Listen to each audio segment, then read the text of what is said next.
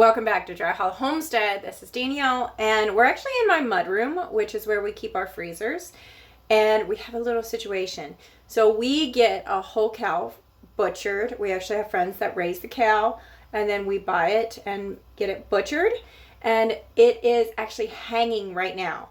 So it's going to be within 5 days, all the meat is coming here. So we need to empty out our freezer. And I'll show you what we have in there. So we have a really big white freezer, chest freezer in our laundry. This is our mudroom.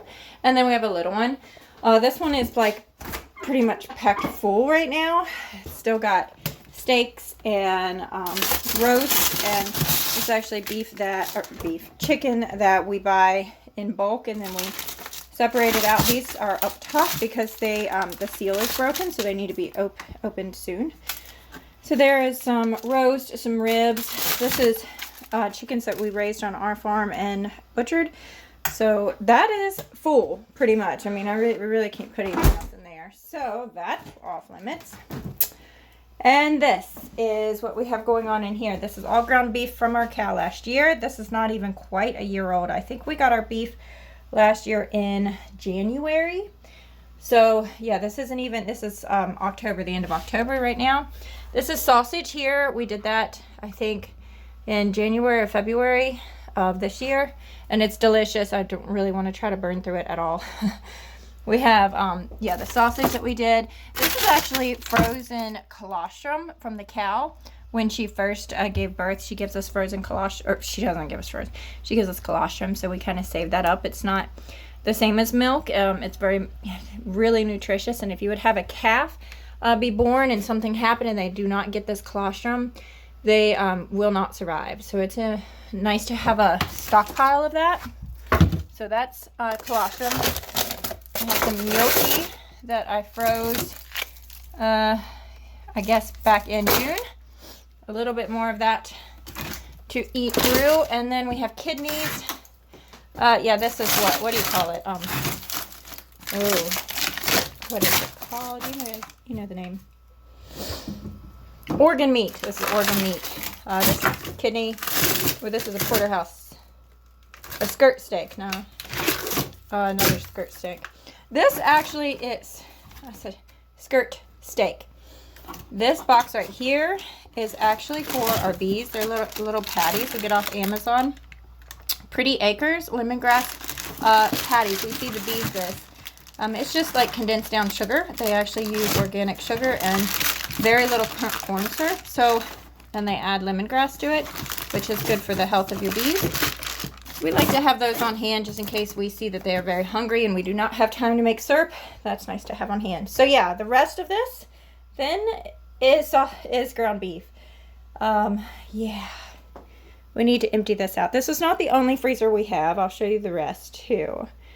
But, so I'm going to can this ground beef. That is the plan. So here is 28 pounds. This is already out of the freezer. We did not just get it out. It's been out. It's thawing out. So that's in addition to what's in the freezer that we need to can up. I think it's really important to have your food spread out throughout in different places and locations in different ways. So like having all your beef frozen is probably not the safest route. You should probably split that into cans. Here's my other freezer. This is the one in our laundry room, and it could use a cleaning too.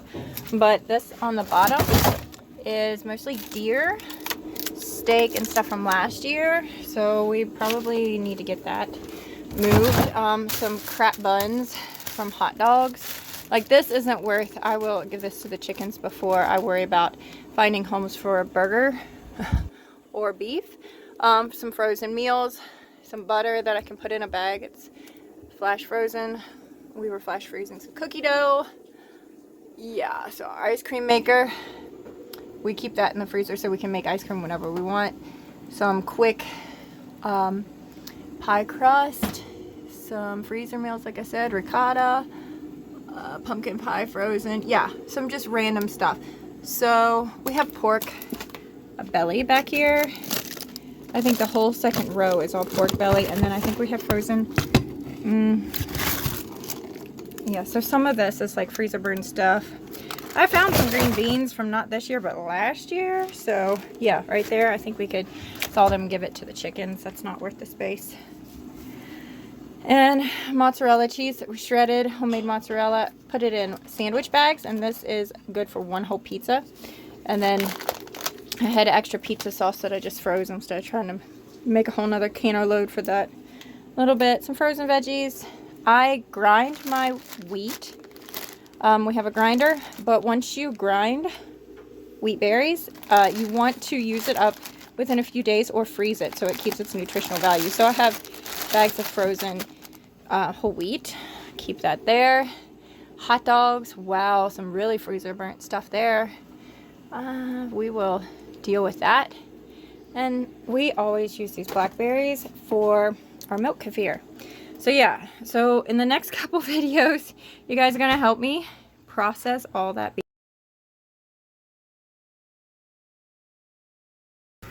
Okay, so one of the ways we are going to get freezer space is that we are going to can up ground beef. And I've never done this before, so this is my first time. There's some raw meat if you're into that kind of thing. We've never done ground beef before, but I have done sausage, and I've done deer meat into like deer cubes, like stew meat. Okay, so my pressure canner can have 7 quarts at a time. You can fit 2 pounds of burger in 1 quart. So I have 14 pounds of burger in my Nesco that I am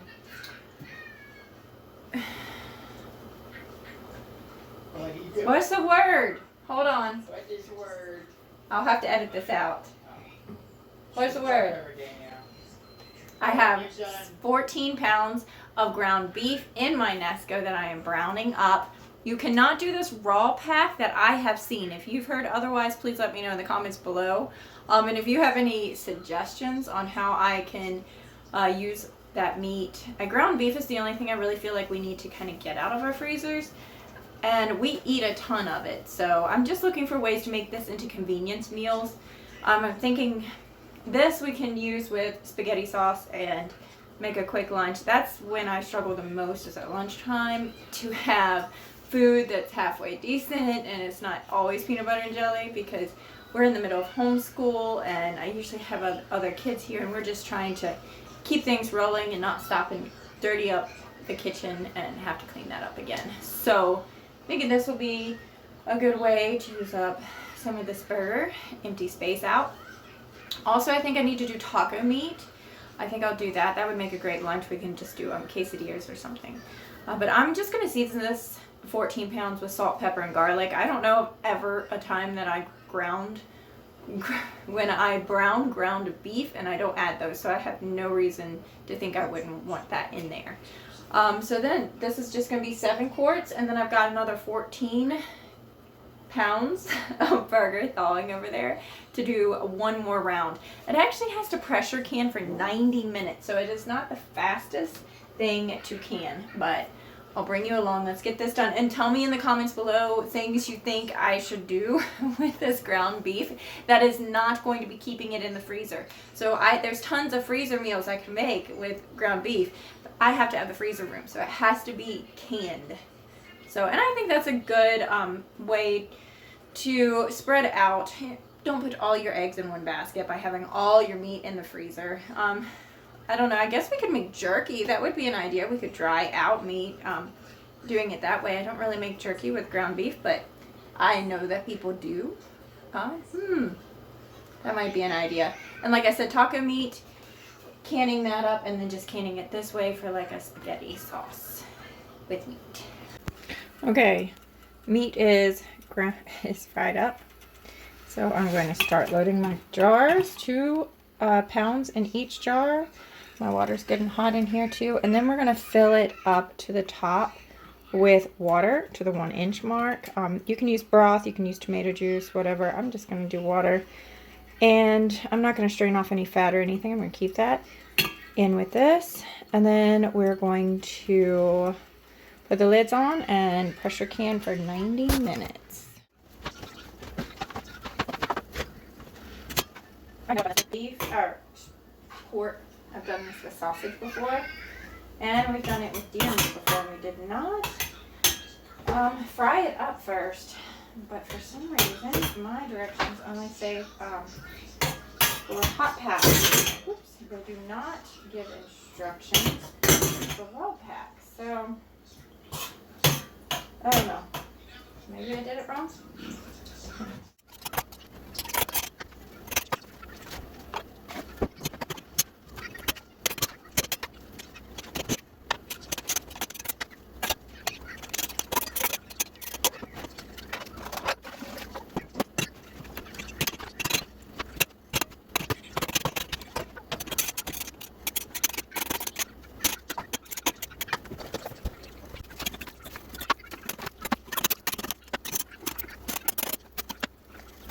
Okay, a couple thoughts on this. It looks nasty. It is very unappealing to have cooked canned meat in a jar. So, I'm not so sure if I'm going to do this again. Another thing, add some white vinegar to your pressure canner so that you don't have the residue on your jars. You don't have to clean them off later if you have hard water, which we do. So I'm going to go ahead and I'm going to put a little bit of avocado oil, just barely with a paper towel, around the top edge rim. I'll show you. Okay, so I'm going to put avocado oil just along this top very edge of the rim right there. Just a little bit there, and then on my lid, just right here too, all the way around. Just a tiny bit. I'm not going to like pour it on. That's not going to be in our food. It just helps with the sealing. Because this is a metal on metal seal, there is no gasket or anything on this. All American pressure canner. Thank you for coming along with me and canning up some of that meat, the ground beef. Let me know in the comments below what I should do next with all this meat. You know, I think I might end up just giving it away. How about that? God bless, and I'll see you again. Bye.